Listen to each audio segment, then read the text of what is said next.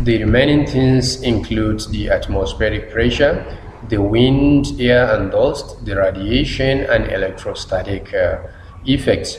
And we are also going to look at the operating stresses, which include voltage surge, current surge and frequency change. But as I have already said, we discussed mechanical vibrations and we have seen the remedies, and these are the remedies we mentioned. We said there is need of using anti-vibration mountings, and the students, one of them, required that I should show them samples.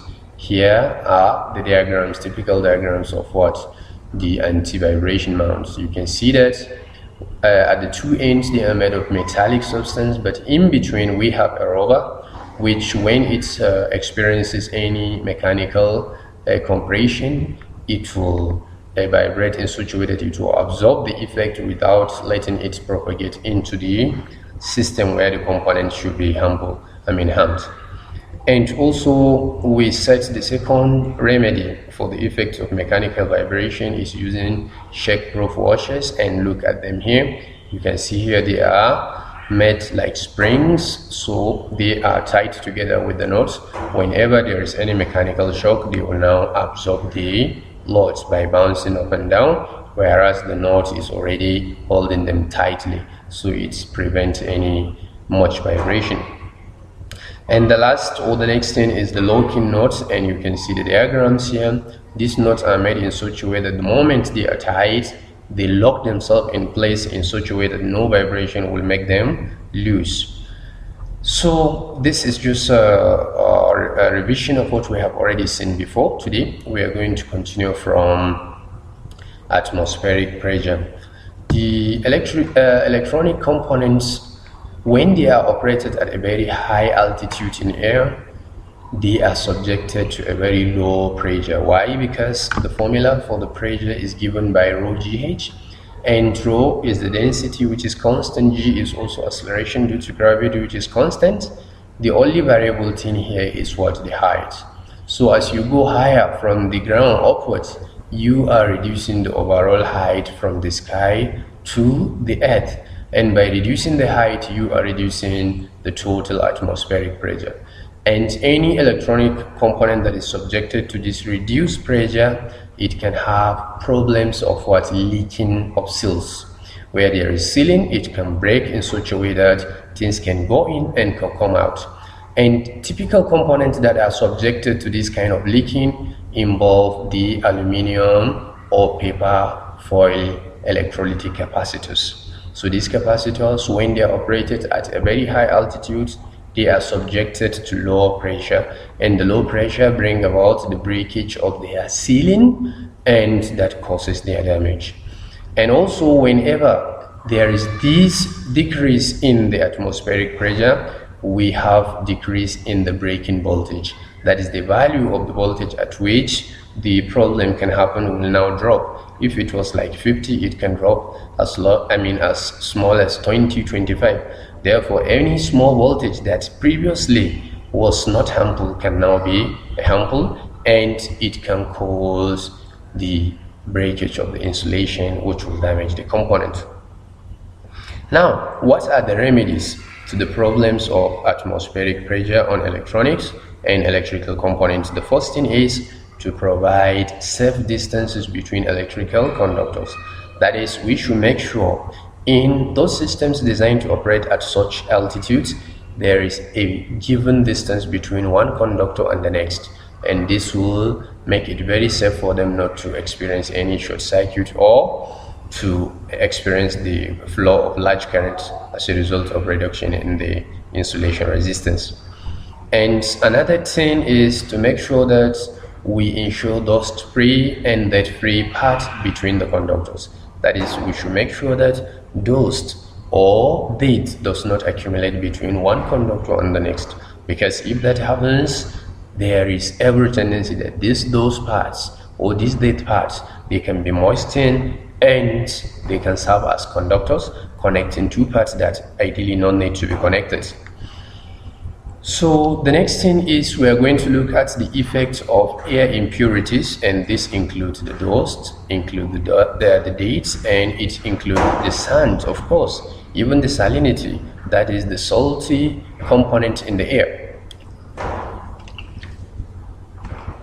Any equipment we know that is operated outdoor, it is inevitable for it to be exposed to these items, that is the dust, the date, the sand, the salinity of the air around the area where it is operating. The salinity is basically evident in the sea regions, because the seawater, we know it has large content of salt.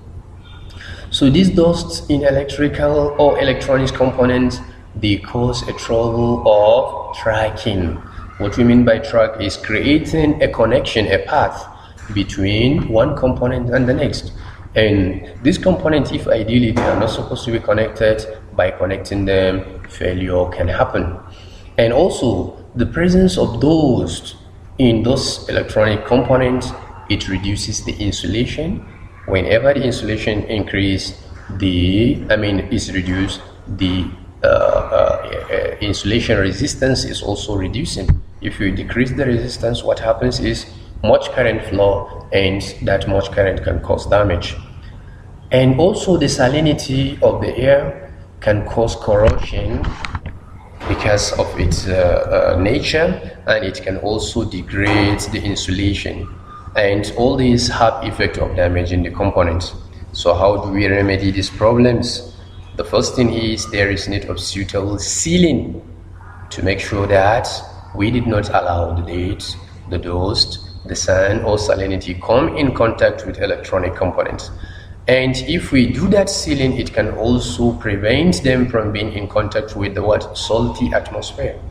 And after this insulation, another way of remedying this problem is the periodic removal of the dust by blowing the components using blowers from time to time. That will reduce the risk of damage of the component. Also, among the environmental stresses, we have electromagnetic radiations, and we know the electromagnetic radiations include the alpha ray, the beta ray, the gamma ray, and all those radiations that exist in the atmosphere. And whenever they come in contact with the components, they cause malfunctioning of those components, especially if those components are bipolar solid states, like transistors. Also, the equipment that is designed to work for remote surveillance, that is, the ones that operate in deep spaces, they are existing in the pre-atmosphere, where these alpha rays, gamma rays, the beta rays, all of them exist. And also the devices that are used for controlling nuclear systems, they are exposed to this, because in any nuclear installation, we have alpha rays, beta rays, and all of them existing. So therefore, whenever you have a component, either for surveillance or for nuclear system control, it is exposed to them. And as we have seen, they can cause malfunctioning of the devices, especially if they are bipolar in nature. So, seeing the problems, what are the remedies? The first thing is shielding the component. By shielding, you are protecting it to make sure that there is isolation between where these radiations exist and where the component exists, so that they should not come in contact with one another. And another way of remedying this problem is careful selection of the components, so that the components selected, we know they have the strength, they have the ability of withstanding the effect of these radiations. If we do that, we are remedying the effect of electromagnetic radiations. The next thing is the effect of electrostatics. And as you know, electricity is of two types. We have the current electricity, the one we are using today, and we have static electricity, which was the original electricity discovered. And how was it produced? Whenever you rub two items, suitable items that are not conductors in nature, they will have the ability of creation the static electricity in such a way that one of them will lose electrons to the other, so that it has excess positive charge, and the other one that accepts the electron should be negatively in charge. So this static electricity they have effect on most, that is metal oxide semiconductor devices. How does it destroy them? By destroying a thin layer of a silicon dioxide which is deposited between the silicon and the metallization for the contacts. So what are the remedies to these problems? Because they do happen. The first thing is to eliminate the static electricity. How? By increasing the conductivity of the materials. I told you, the materials that has the ability of producing static electric charge, they should be insulators.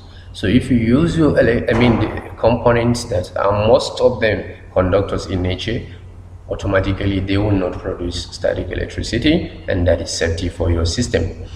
Another way of remedying the problem of this is using electroconductive foams. These are foams just like a mattress, but they are able to conduct electricity. So whenever they come in contact with the static electricity, they will absorb it and conduct it away, so that the components are protected. And the last way we brought here is using electroconductive materials. They include carpets, which has the ability to conduct electricity.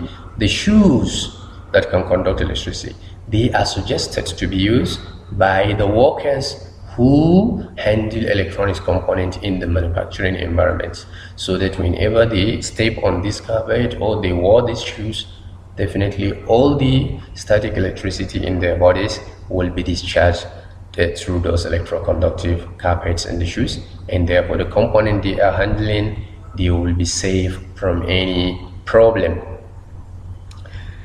We are done with the environmental stresses. Now we are going to look at the operating stresses, and by operating stresses we mean the stresses that exist in electronics and electrical components by the supply of energy to them. And this involves the voltage stress, the current stress, and the frequency stress, and we are going to discuss them one after the other. We start with voltage surges. The voltage surge occurs whenever you switch on a device. The voltage will go to a very high value above its normal value, and that is what we call the surge. And the maximum difference between that highest point and the normal, we call it peak overshoot. And this overshoot take place within a very short time, and we call the time the transient period. Yes, we know these overshoots, they are very for a very short time, but nevertheless they can be very high to a peak value that can damage the components if they are not taken care of. Okay, so how do we remedy it? To remedy this, all we need to do is to make sure that we put in place the devices, the components that have the ability of maintaining the supply voltage even below the rated voltage. Meaning, if supposing my system is designed to work with 220 volts, you can supply 180, 200 to it, so that you are making sure it did not even reach the maximum value to a place of going above. If that happens, it protects the device from the problem of voltage surges. The second item under the operating stress is the current stress. And these current surges is also that sudden increase in the value of currents beyond the maximum value, and when it happens, it can make the failure rate of the components to increase. And just like the effect of the voltage, and the current fluctuation, that is change in the value of the current continuously when the system is operating, is also something that we must expect, because there is no way you can keep it steady, because if one problem did not cause it, another problem can cause it. So since we know it exists, how do we remedy it? To remedy it, we can compensate this by derating procedure. What we mean by derating is operating it below the rated voltage. If it is 1 amp, just supply something like 0.5, 0.7, so that you are safe from the sudden increase in the value of current. And this derating also is applicable to the voltage surges. So the last thing among the operating stresses is the frequency changes. And the operating frequency of the components, whenever it is different from the designed one. For instance, if you design something to be operated at radio audio frequency, that's a very low frequency, let's say an amplifier, but you subject it to a very high frequency radio frequency, there is every tendency that amplifier will fail. What is the remedy? Make sure you operate the component within their designated frequency ranges.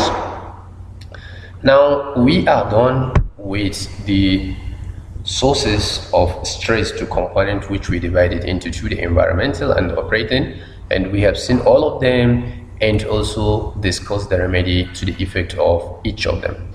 So the next thing we are going to look at is what are the normal types of failures that happen to the electronics component. And we are starting with the fixed resistor, that is a resistor that has fixed value of resistance. This resistor is liable to some failures, and one of the failures is the decrease in the value of resistance. I told you, as you use it from time to time, the value of resistance decreases. We call this gradual failure, and it is a failure at the same time. Another kind of failure that is common to the fixed resistors is open circuitry, in such a way that it will not have connection between one point and another. Therefore, the resistance between the two terminals should be infinite, which makes the resistor useless. And there is another problem of increase in resistance. What brings about it are these items. Number one is the movement of the carbon under the influence of heat, or the influence of voltage, or the influence of moisture. What do we mean by the movement of carbon? Most of the resistors, the carbon-based resistors, they are produced using group 4 element, which we know as what? Semiconductor.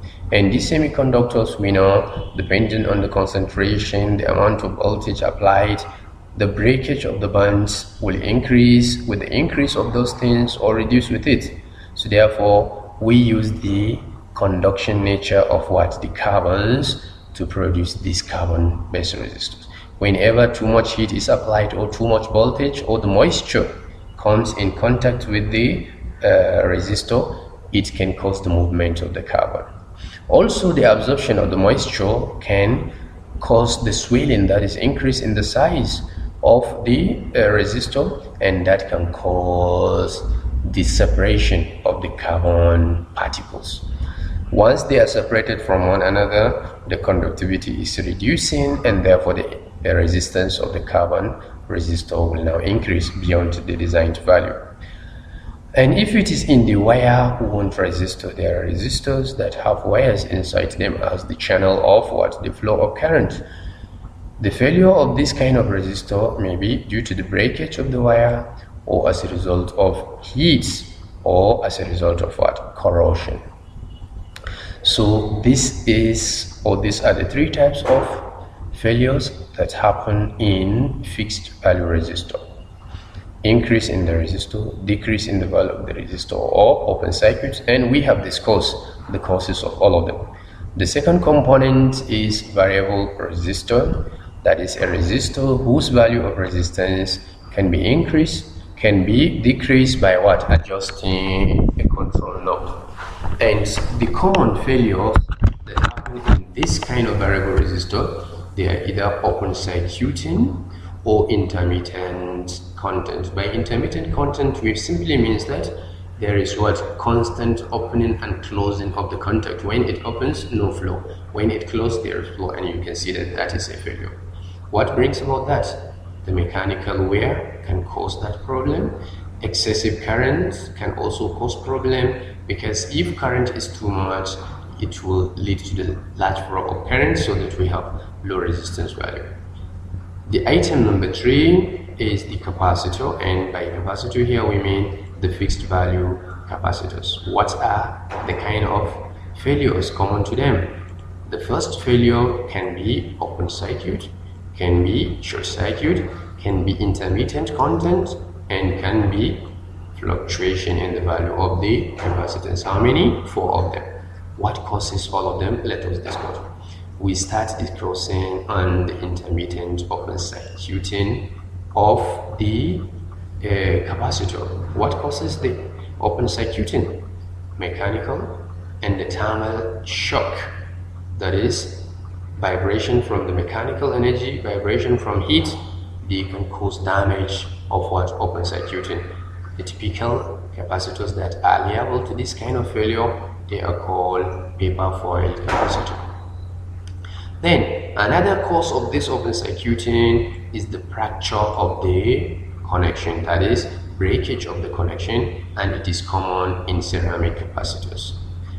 We also have the fracture of the internal connection, which causes open circuiting, and it is commonly happening in what? Electrolytic capacitors. Then we go to the second problem, which is short circuiting.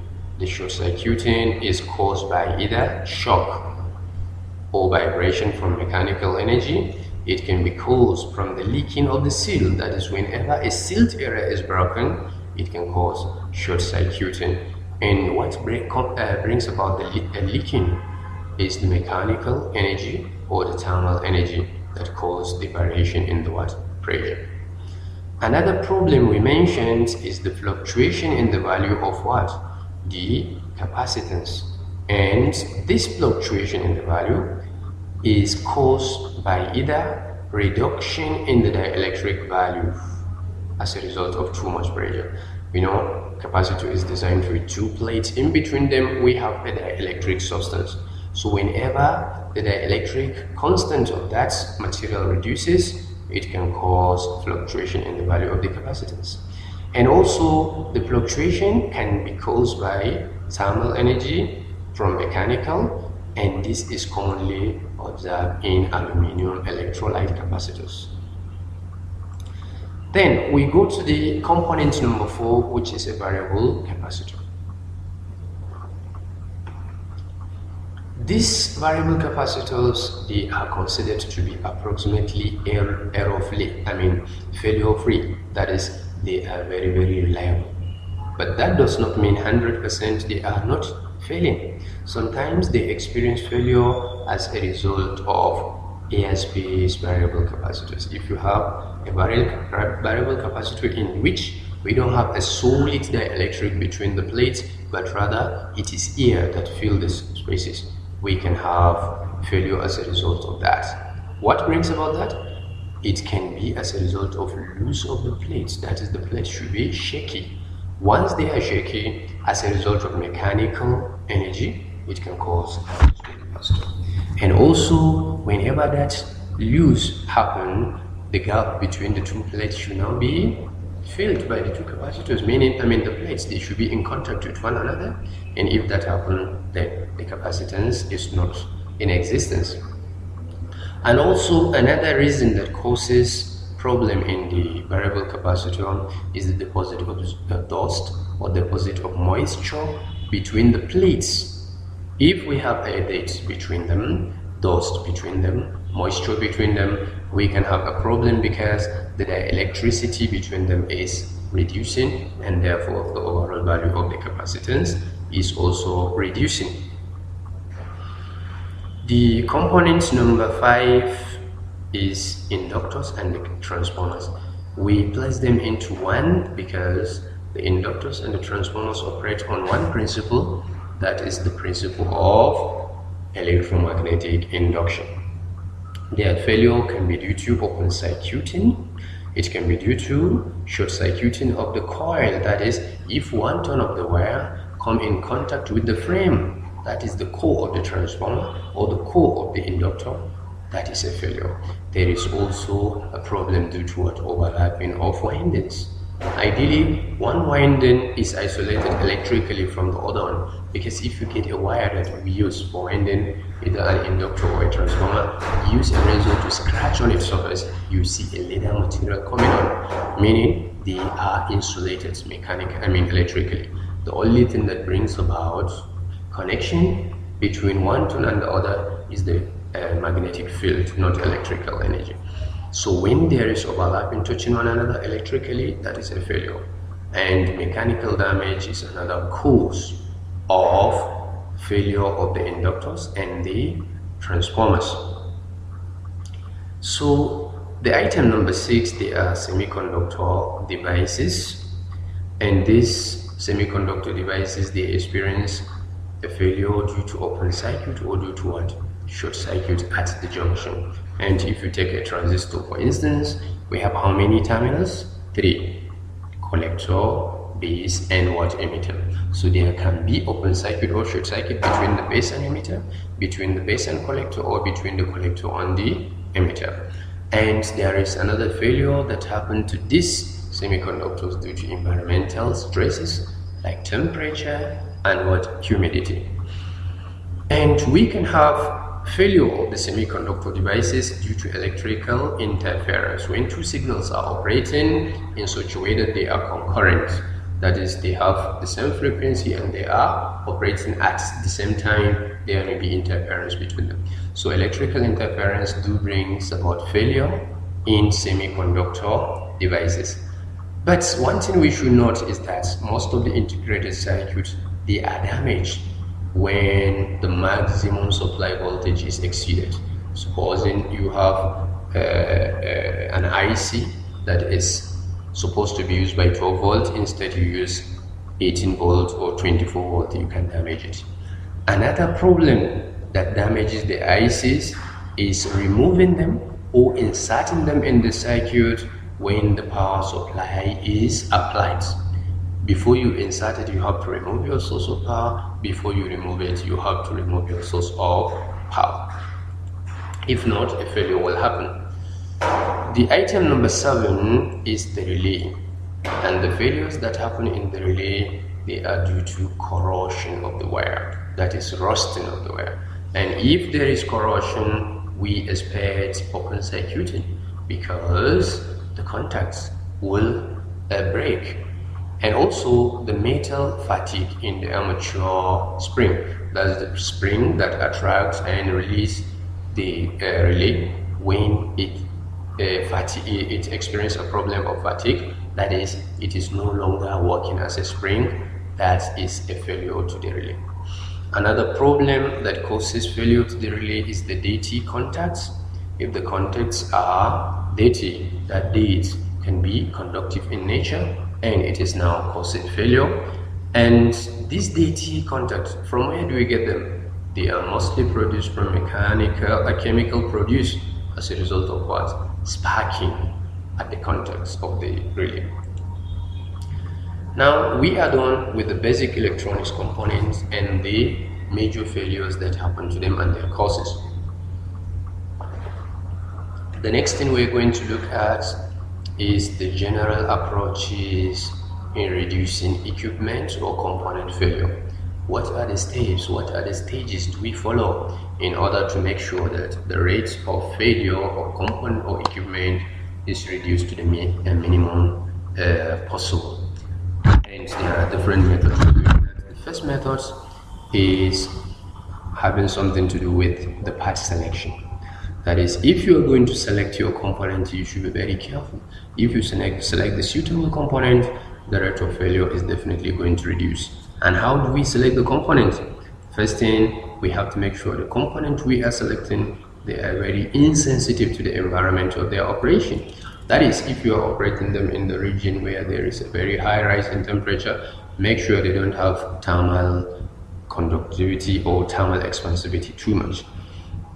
And also you should make sure that the component you have selected, they don't produce any effect that can be harmful to their neighboring components in the same system, because they can damage them. You can also make sure that the components are protected. Either each individual component has its own protection, or you group them and protect them from environmental effects, temperature, pressure, humidity, and what have you. And also you should not change. You should make sure that they do not change in normal value outside their allowable tolerance limit. For instance, if you select a resistor of 10 kilo ohm and it has a tolerance of 10%, 10% of 10 kilo ohm is 1 kilo ohm, meaning it should have a value of up to 11 kilo ohm or as low as what? 9 kilo ohm. You should make sure that whenever the value of the resistance is changing, it should not go below 9 kilo ohm or above 11 kilo ohm, and that can be achieved if you properly select your components. Now, another method of improving or reducing the rate of failure is using improved construction methods and using new technology, and this involves encapsulation of the integrated circuit. That is, your integrated circuit, you encapsulate them, that is, you enclose them in such a way that you isolate them from the effects of environment as well as interference from other components. And another step of doing this is replacement of the relays, which are mechanical in nature, by what? Solid state devices that can be used for switching, just like relays. And also the integrated circuits can be used instead of using discrete components, because one IC can take hundreds of transistors, hundreds of capacitors and resistors. So if you have many components in discrete form, there is every tendency, if this one did not fail, the other one can fail. But if they are integrated into one IC, then you are reducing the rate of the failure. And finally, we are replacing the filament indicators. Those filament lights, they have been replaced by light emitting diodes in such a way that they don't have any conducting filament, that when it is broken, the indicators or the light have failed. These are light emitting diodes, they are solid state devices. Method number 3 of reducing the rate of failure is using redundancy. We have already discussed this one, and the redundancy can be active and can be what? Passive. We already discussed this one in our previous lecture. Method number 4 of reducing the rate of failure of items, components, devices is by using a technique called derating concept. What is derating? This derating is just a process of reduction of the operating voltage and operating temperature. If component is designed to operate as, let's say, 12 volts, you can take it as low as 9 so that you reduce the value of the voltage. If it can tolerate up to 60 degrees centigrade, maybe you can reduce it to 50. By reducing these values of resistance, voltage and the temperature, you are derating the parameters of the component, and you are reducing the stress on it. And the more you reduce the stress, the better the performance should be. Now, the formula we use for calculating the new failure rate when the derating is applied, we call it Arrhenius law, and it is given by this: lambda 2 equal to lambda 1 into V2 over V1 raised to power n k raised to power T2 minus T1, where this is my new failure rate, this is the original failure rate, this is my new voltage, and this is the original voltage, and this is a constant. This is another constant K, and T2 is my new temperature, and T1 is the original temperature. Now, let us illustrate this one using a worked example. We are given that the failure rate of a device is 0.00125 per hour. Then we are asked to determine the new failure rate when the operating voltage is derated to 2/3 of the original, and the operating temperature is derated from 60 degrees Celsius to 55. The constant N and K are given as 1.5 and 2 respectively.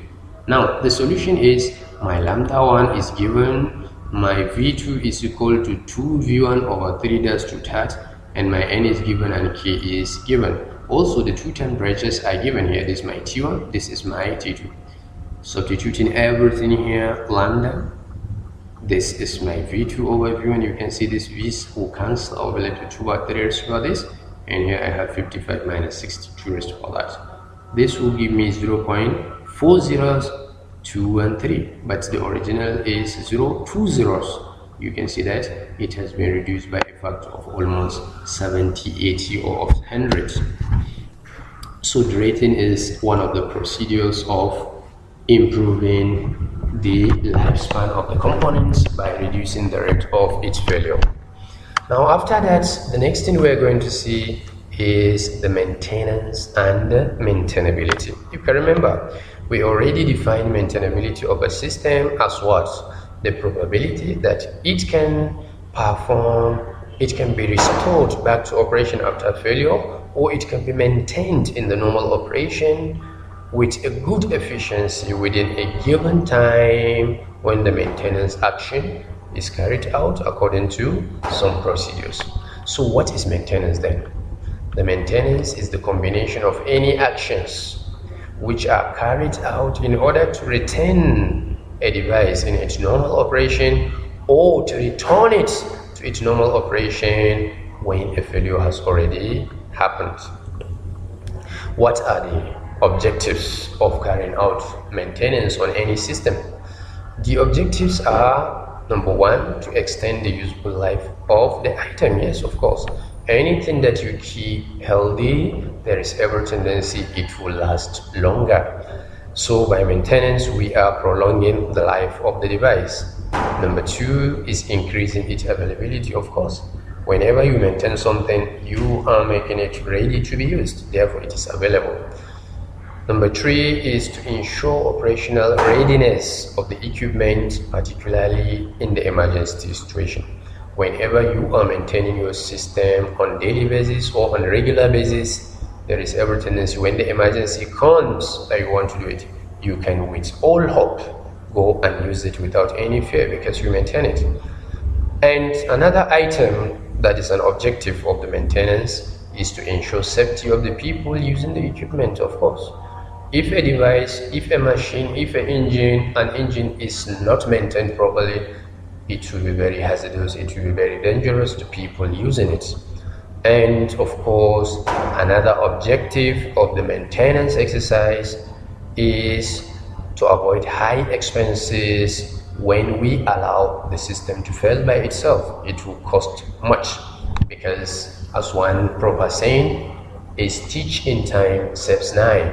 If you have your cloth that tore, sew it, stitch it on that time. But if you leave it, the towing will be multiplied by 10. So doing it, it will reduce it to only 1. Now, the maintenance is also classified into different categories.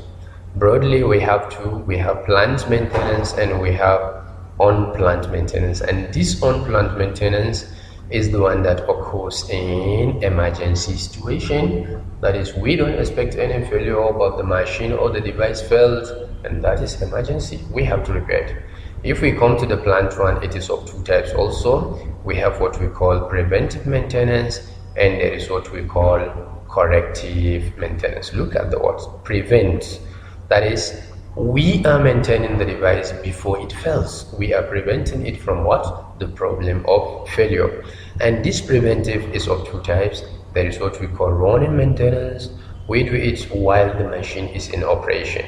That is, it involves the peripheral areas which does not require that machine has to be stopped.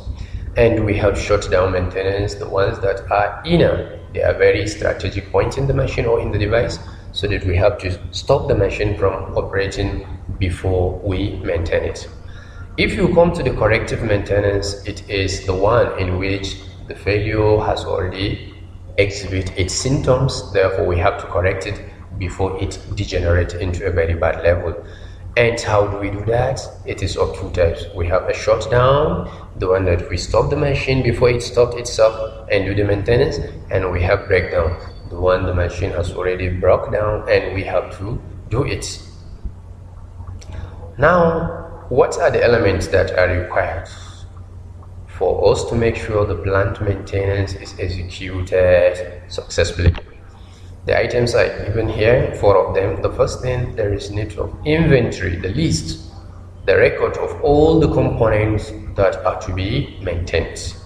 Second thing is, there must be a complete list of all the maintenance activities that will be conducted on those machines. And the third one is, there must be calendar of events, that is the timing. In the first week we do this, in the second week, in the third week, in the last week, all this, that is the calendar. And also the last one is, there will be a very effective method of monitoring all these items and making sure that they are executed when the time comes. So what are the benefits do we derive from plant maintenance? One of them is, when you are doing plant maintenance, you have every tendency that there will be very insignificant failure rate in your machine. It will not be breaking down, because prevention is better than what? Cure. Another advantage is it is reduction the downtime. That is, it is reducing the time when the machine is not operating. Once you maintain it, you can keep on using it continuously. Another benefit of the plant maintenance is it is making the servicing very simpler and very cheaper. And finally, another advantage, it guarantees greater and more effective labor utilization. Yes, if you have your staff in the company, instead of keeping them doing nothing until a failure happens, you can engage them in doing routine maintenance so that you are utilizing them when the need arises. You are not making them redundant.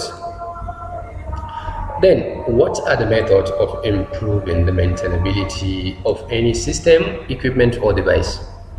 The first thing is provision of the maintenance checkpoints. That is an entry into the machine or into the device where the maintenance will be done.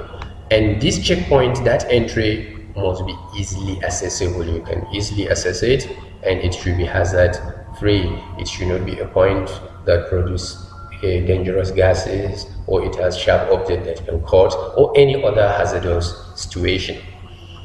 Another way of improving the maintainability is providing suitable tools and the test equipment. Yes, you cannot do anything if you don't have tools, if you don't have equipment to do that work successfully. Therefore, tools are very necessary.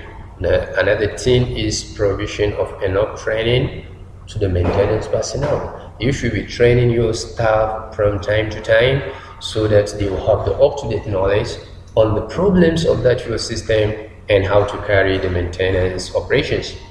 And there is need of provision of maintenance and repair manuals. Yes, you must have a guide manual that will guide your staff on different sections of the machine and different problems that can happen, and the suggested ways of carrying out the maintenance.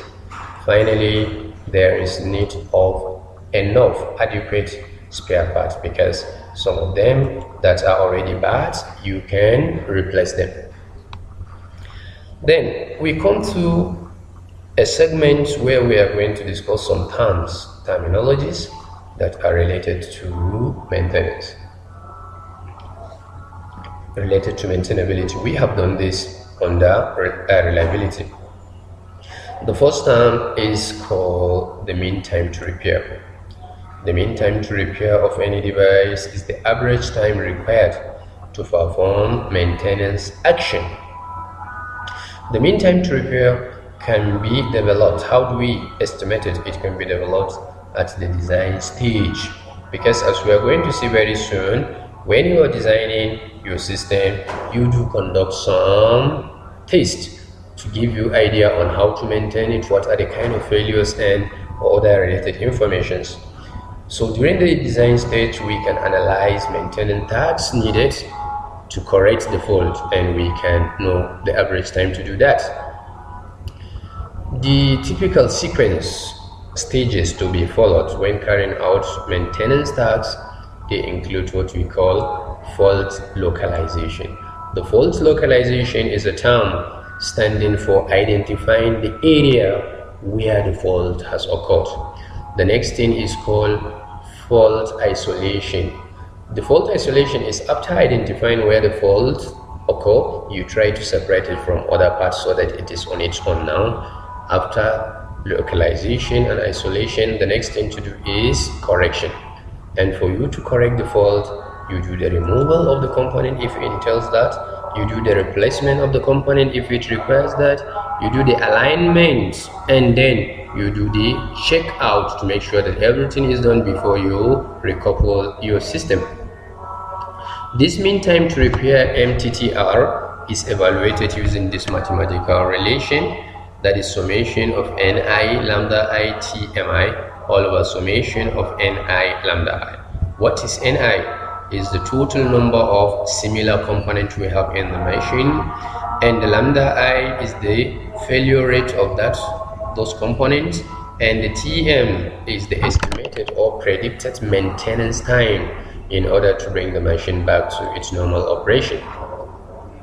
So the next terminology related to maintainability is maintenance action rates, which is mu, or repair rate, which is mu.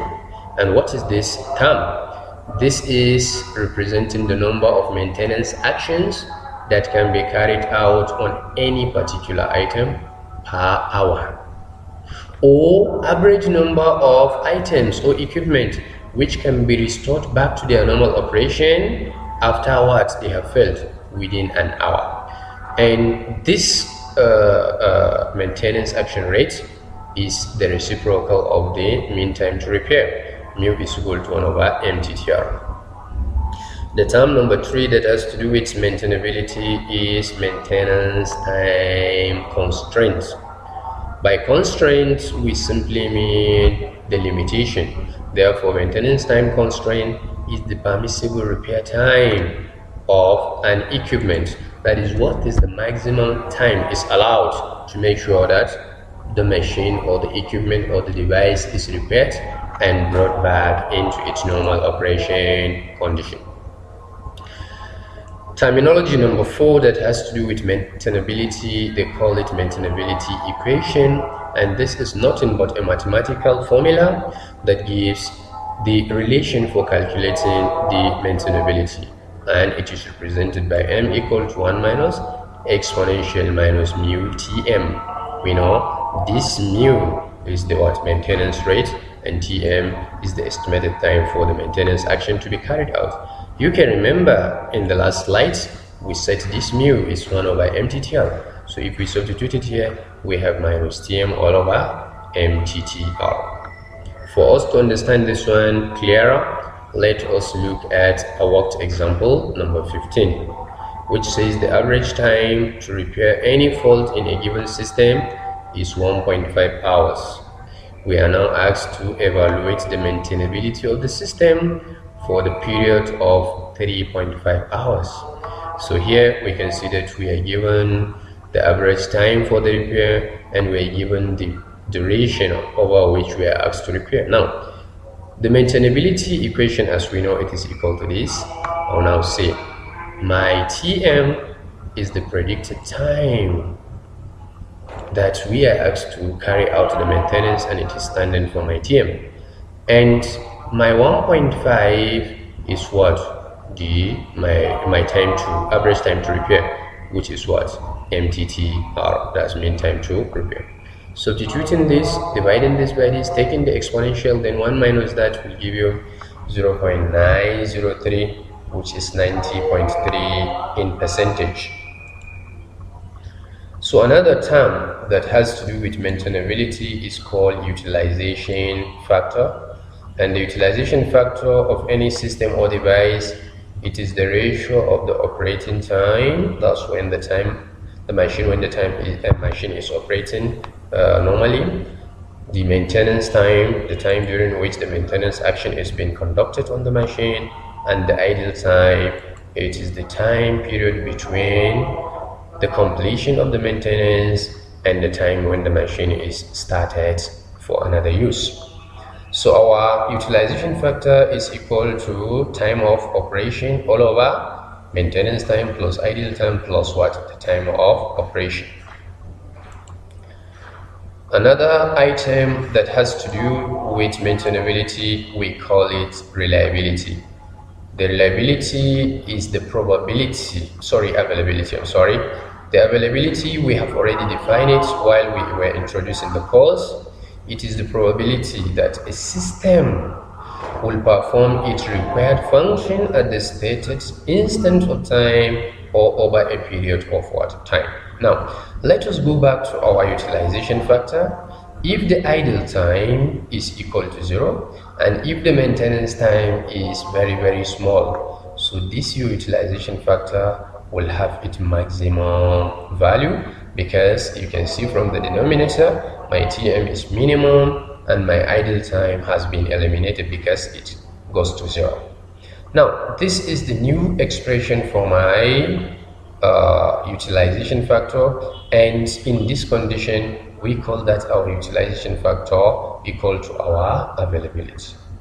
Now, another thing that we can see is the time when the machine is operating, that's operation time, is equal to the mean time between repair, if you can remember your reliability.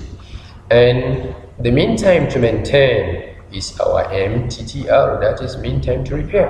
Now wherever I see TOP, I'll put MTBR, and TM, I will replace it by MTTR. Doing that, my availability is now equal to mean time between failure, all over mean time between failure plus the mean time to repair. For us to understand this one better, here we are going to take an example. Worked example number 16, an electrical generating set designed for continuous operation failed twice in the period of 123 days.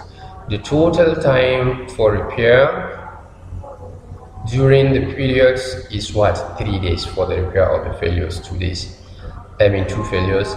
Determine the mean time between failure, the mean time to repair, and the availability of that generated set. Now, my total operating time is given as 123 days, but we are told that 3 days are used for the repair. So the operating time should be 123 minus 3, which is 120 days. And the total number of failures that happen within this period of 123 days is equivalent to 2 failures. Now, as you can remember, my mean time between failure is the total time of operation all over the number of failures that occur within that time.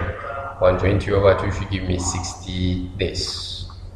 Then the mean time to repair is equal to total time for repair all over total number of the failures. I am given 3 hours as the period for the repair, and I am given only 2 failures during the whole period. Therefore, I should have 3 over 2, which is 1.5 days. That's the average time to repair the generating set. And finally, I'm asked to calculate my availability, which is mean time between failure all over mean time between failure plus mean time to repair. This is 60 all over 60 plus 1.5. It will give me 97.6%. The next item that has relevance to these terminologies under maintainability is called unavailability. And this unavailability is just the complement of availability, meaning unavailability A cap is 1 minus A, which is the availability. And if you take the periods, the formula for the availability, which is this, and say 1 minus that and simplify, you finally get this as your formula for unavailability. So the next thing is there are testing methods that manufacturers use when manufacturing their products from the design stage up to the completion, and these are 3 in number. The first one is called prototype testing, the second one is called pre-production testing or qualification testing, and the last one is called production testing.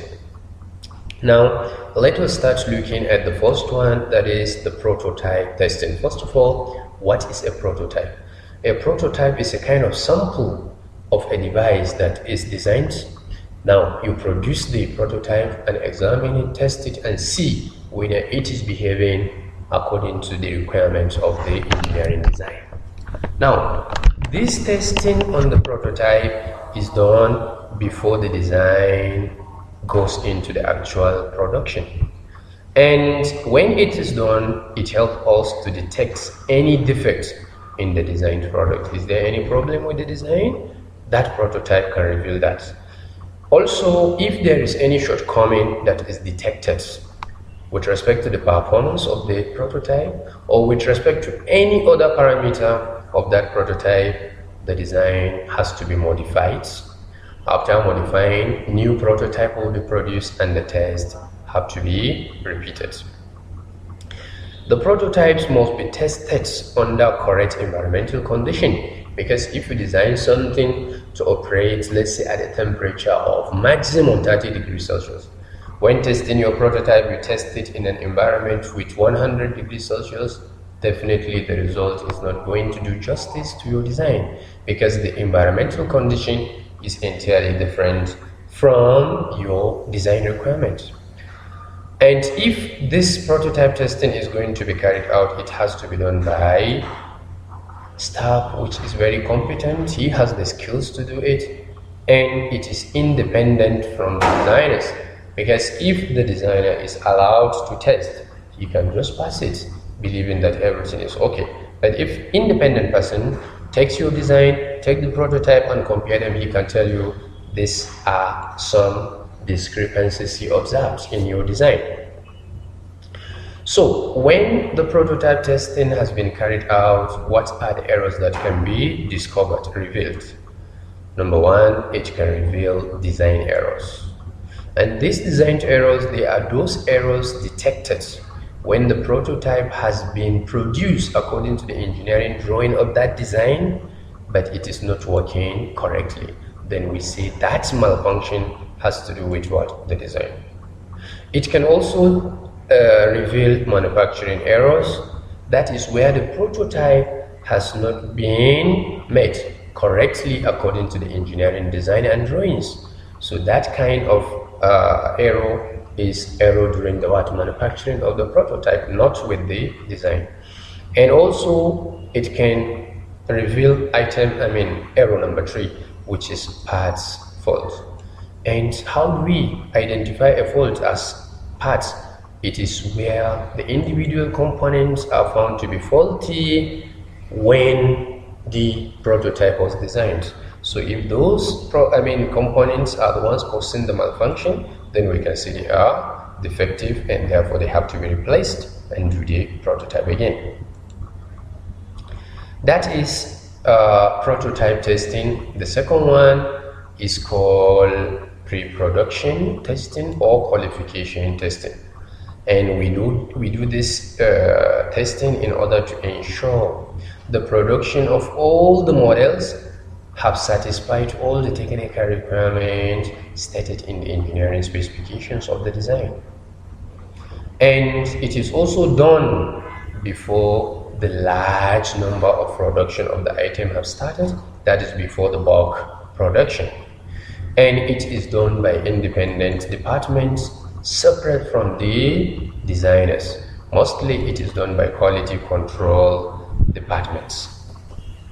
It is done by quality control departments. And what are the kind of tests involved in this kind of pre-production testing? Number one, we carry out performance test to see how is the product working. We also carry out environmental test to see how environmental parameters like temperature affect the performance. We also carry out the reliability test to see the rate of failure of the device. We also carry out maintainability test to see how soon can we maintain it, can we restore it to operation when there is a failure. We also carry out packaging and transporting test. We put it in package, subjected to kind of pressure, or drop it to see how it is going to be. Is it going to be damaged? Is it going to be safe or not? We also carry out what we call physical test to visualize the shape of the device produced and see whether it satisfied all our requirements. So the last type of testing in the manufacturing process is called production testing.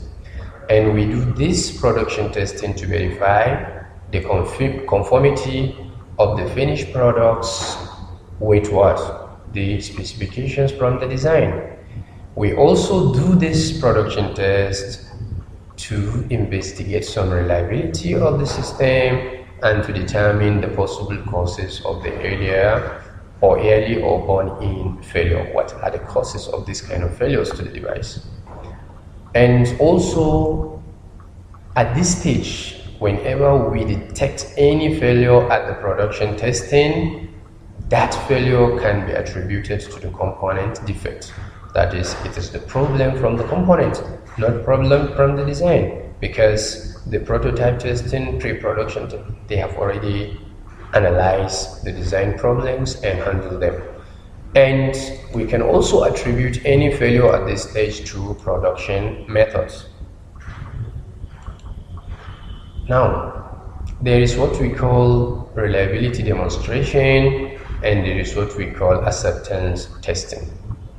This reliability demonstration is a test that a manufacturer of any product carry out in the presence of customers. He carries out this kind of reliability demonstration in order to convince them that the amount of reliability he said the product has, it really possesses. And in a situation where the manufacturer did not carry out this reliability demonstration, the customer will carry untested products, take it to his place, and carry out what? The test himself. And if he does that, we call it acceptance test. Meaning, if they pass his test, he is going to accept the component, but if they fail, he will return it to the manufacturer. Now, the next item we are going to look at is what they call accelerated live testing. We know the term acceleration stands for what? Increase in speed. So the accelerated live test is a kind of test that is done in order to reduce the very long time of the real life test. Maybe you want to test something for 3 years. How can you do that? So you have to subject it to a condition that if it passed that condition is equivalent to the test of that 3 years. And it is done using conditions which are higher than what? The normal. Because if you increase the level of the conditions, yes, you can reduce the time for testing. And when this accelerated live test is carried out properly, you find that the results obtained from it, they will correspond to the results that will be obtained in real life testing. And we have two types of this accelerated live test. Number one is a test which is carried out under normal condition, meaning your voltages, your current, your temperature, everything within their normal region. But if the device is expected to operate intermittently, that is, it will work for a very short time, stop, work for another short time, stop, now you subject it to continuous operation. Make sure it continues to operate without any stop.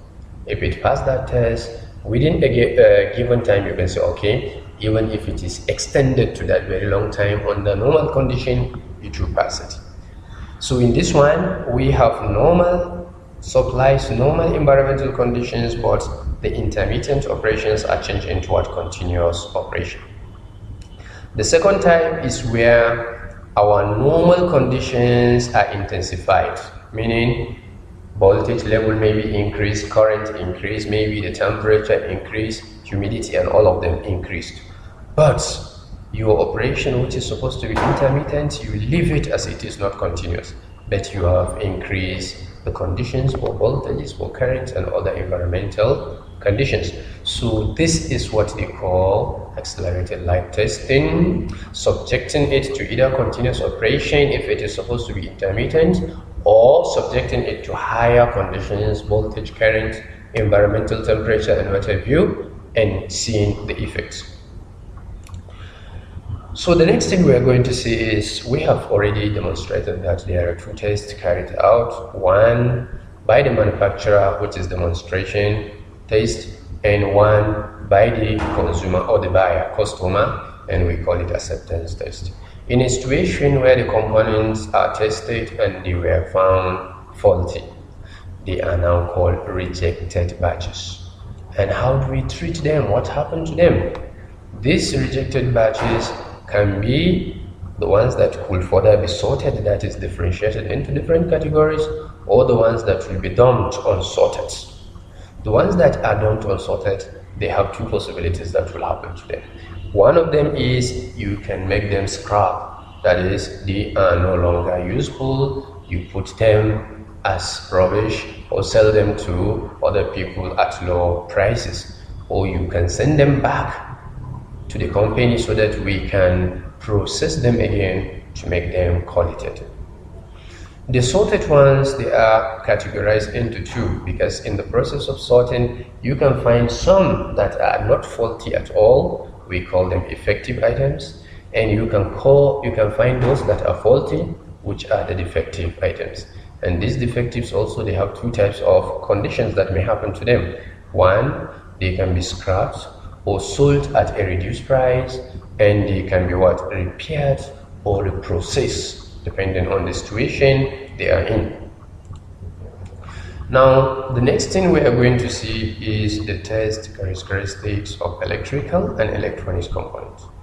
If we see test characteristic of a device or a component, what do we mean? We simply mean the kind of results that we obtain when that component is subjected to those different tests.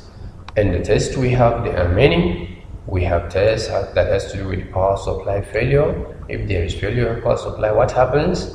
There is a test that has to do with power supply variation, that is if the voltage goes above or below, or the current, what happens? There is insulation resistance test to test the value of resistance. Is it up to the value designed for? Is it below? Is it above? To investigate that is what we call insulation resistance test. There is electrostatic discharge.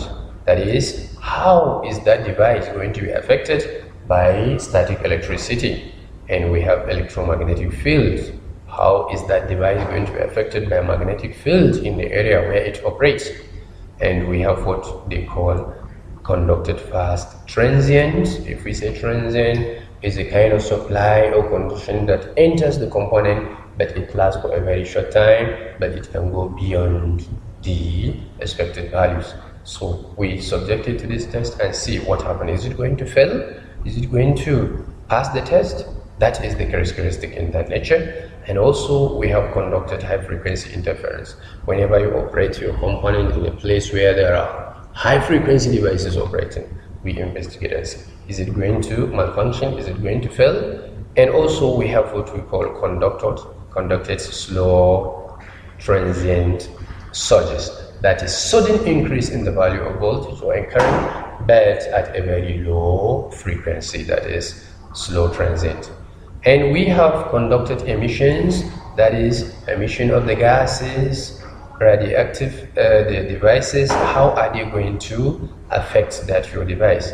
And the radiations emission from the enclosure out, that is the casing where the component is. If there is a component that is emitting radiations, how is it going to affect the functionality, the operation of that system? Is it going to fail? Is it going to pass? That is the characteristic in that nature. And also, if you test the tolerance of your device or your system to salty environments, and also testing the vibrations from mechanical energy and testing the flammability. That is, if the temperature rises, is it going to catch fire? Is it going to inflame? If the voltage or current increase, is it going to inflame? Is it going to light and produce fire, or what?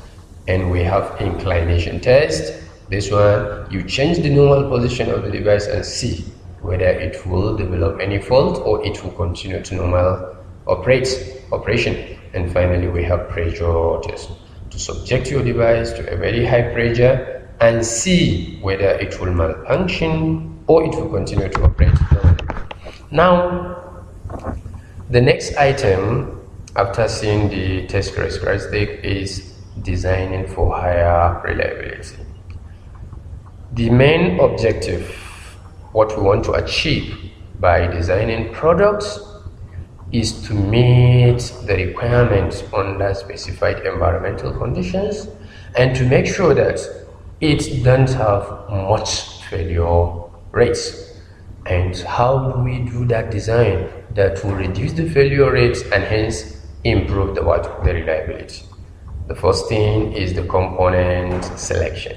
Whenever you're doing this kind of design, you should select well-established components that are already known to be perfect.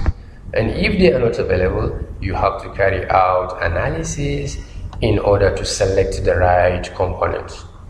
Second thing to do is considering the load-strength relationship. That is, if you know maybe your device can carry a voltage stress of up to 100. Please make sure you operate it below 100, that's your lot, so that it will have a longer life.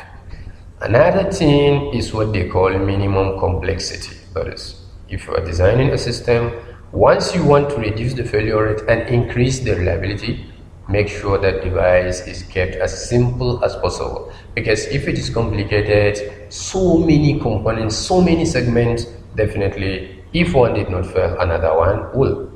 Then you look at what they call diversity. The diversity simply means develop a technique of avoiding common mode failures. That is, the failures that are known to you, they are occurring from time to time. You try to introduce a design that will avoid them. And item number 5 in the process of designing for high reliability is to analyze your modes of failure on each component and their effects. Knowing them will allow you to design a way of avoiding them. And the next thing is identifying single point failures. What you mean by single point failure? They are the kind of failures that keep on repeating from time to time. If you identify them, you have 2 options. You either try to mitigate them, that is to reduce them as much as possible, or to even design them out. That is, you substitute them with other things that will not be suffering that kind of failure. And lastly, you have to use lessons learned from the previous products, because you have already designed the system, you have seen its performance, you can know the kind of problems it experiences. So in your future design, you have to take those failures into consideration so that you reduce them and increase the reliability of the device. Now, what are the aims that you want to achieve by maximizing the reliability during the service life of a device? The first thing is, if you want to maximize your reliability, you have to be carrying different measurements to identify different problems and produce different methods of handling them. And also, you have to control your manufacturing quality and your manufacturing process. If the process you are producing things is improved, there is every tendency you can attain maximum reliability. The next thing is to optimize your design. By optimization means to increase the level of certain thing and reduce some things in order to meet at a midpoint so that they will have a better performance. Build the process to improve the intrinsic, that is the internal reliability of your device. And also assure no systematic fault present in your products. What do we mean by systematic fault? That are faults that are associated with the way your system operates. If there is any fault that has to do with the system operation procedure, you have to find a way of avoiding it. And finally, the aim is to provide sufficient margin to meet the life requirement. What do we mean by margin? I will design something. In my design, I know it can be operated for 30 hours a day and 20 hours a day and no problem. But when I'm drafting the manual for that device, I'll write that it can be operated to maximum of 10 hours. If people keep on using it for 10 hours, they are not going to do what the maximum hours it can take, and therefore they are prolonging the life of that device. Now, we are going to look at the process of packaging. That is, after you produce your product, you manufacture it, carried out all testing, there is another thing which is very important, that is packaging. How do you put them in proper packs for storage, for transportation, and other handlings? The packaging affects the reliability of item by either reducing it or facilitating the rate of failure.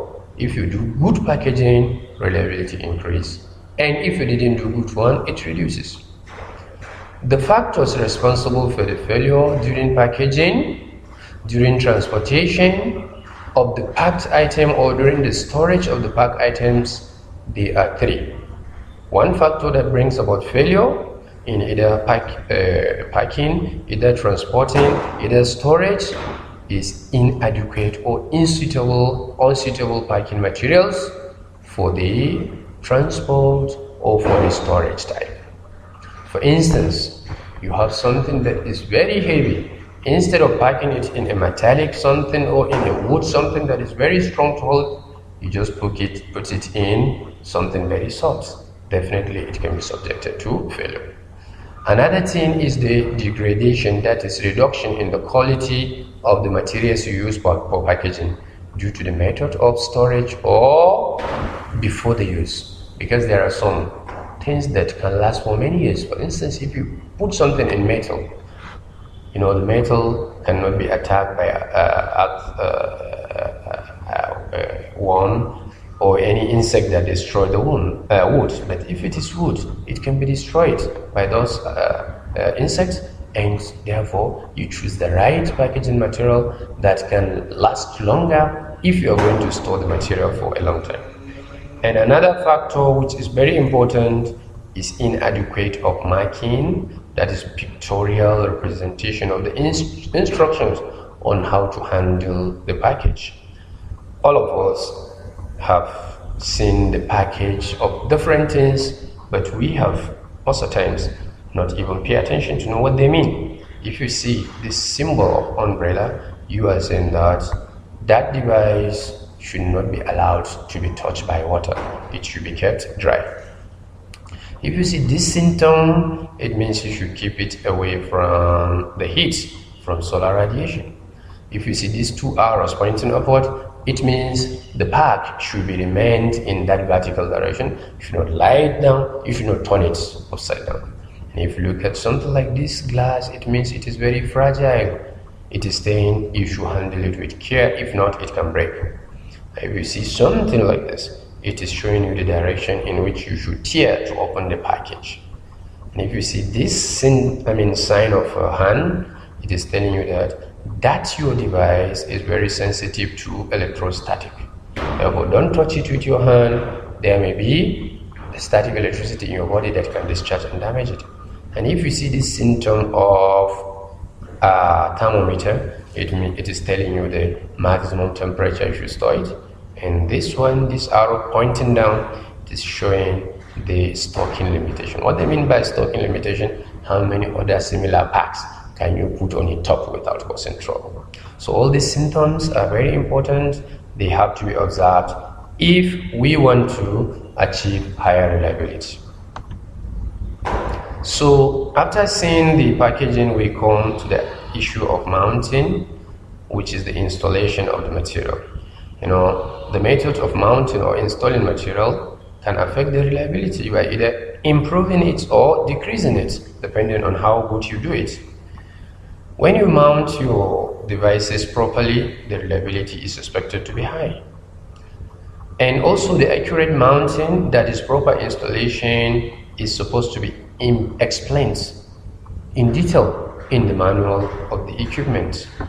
And the aspects that we have to observe whenever we are installing or mounting a system or device are given here. Number one is precision positioning, to make sure we accurately put it in the right position.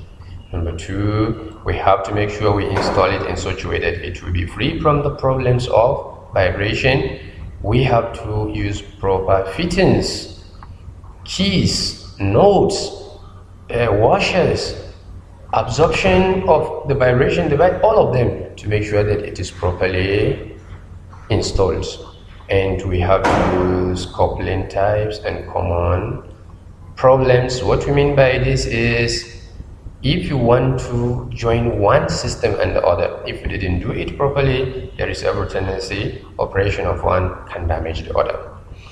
And also the amount of torque, that is the holding force you are going to apply to that thing when you are fixing it or installing it, you have to make sure it is not too much and it is not below the minimum value. And finally, you have to do aligning and balancing. Alignment and balancing is a process of what? Trying to set and make sure it is in a perfect position so that it operates without problem. After looking at the issue of mounting in trying to improve the reliability, we come to the issue of cooling and ventilation. As we know, the heat is a byproduct of any electronic or electrical component, meaning whenever you're operating electronic system, electrical system, since current voltages are flowing, definitely heat is generated. That is the byproducts. But at the same time, it is enemy of electrical and electronics component, because if it is not properly dissipated, if it is not properly removed from that system, it is going to cause failure early in that operation of the system. And also the systems, as we know, they are packed in enclosures. Supposing you design an amplifier, you are not going to leave all your transistors, your IC open. No, use a metallic case to close them. That is your enclosure. So the enclosures, they serve two purposes. One is the protection, to make sure that those components, they are protected from the direct environmental effects. And the second purpose is the safety, because if they are not covered, you touch it with your hand, you can have a problem of what? Electric shock or any other problem.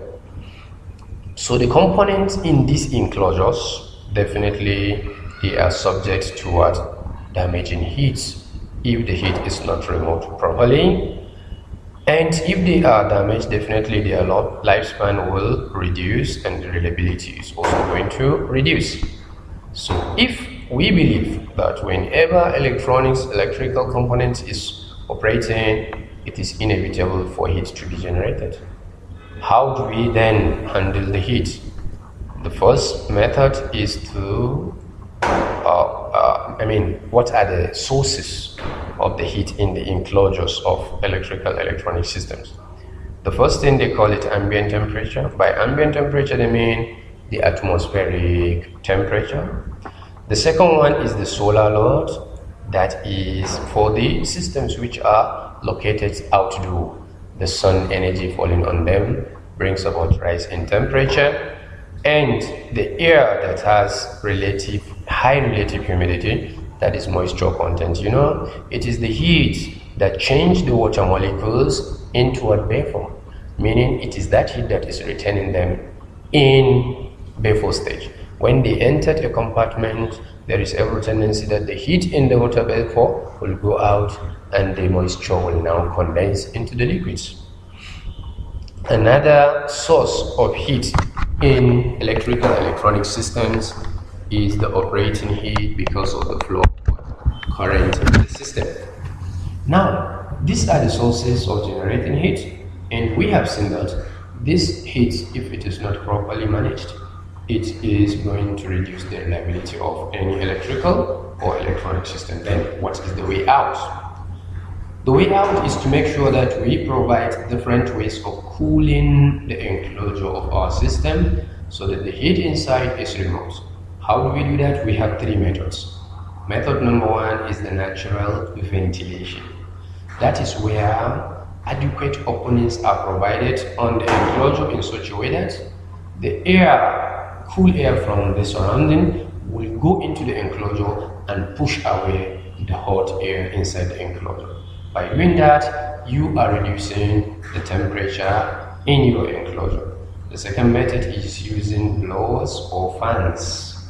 The blowers or fans, they are electric motors that normally produces air that push out the heat inside the enclosure to the outside surrounding, thereby reducing the temperature in the enclosure.